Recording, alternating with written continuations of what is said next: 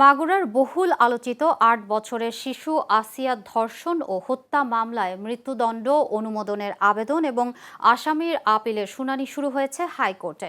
আজ বিচারপতি ভীষ্মদেব চক্রবর্তী ও বিচারপতি কে এম রাশেদুজ্জামান রাজার সমন্বয়ে গঠিত হাইকোর্ট বেঞ্চে এ শুনানি শুরু হয়। মামলার প্রধান আসামি আসিয়ার বোনের শ্বশুর হিটু শেখকে ২০২৫ সালের ১৭ মে মৃত্যুদণ্ড দেন মাগুরার নারী ও শিশু নির্যাতন দমন ট্রাইব্যুনাল। একই রায়ে অপর ৩ আসামি সজীব শেখ, রাতুল শেখ ও জাহেদা বেগমকে খালাস দেওয়া হয়। পরে মৃত্যুদণ্ডের রায় অনুমোদনের জন্য মামলার নথি ডেথ রেফারেন্স হিসেবে হাইকোর্টে পাঠানো হয়।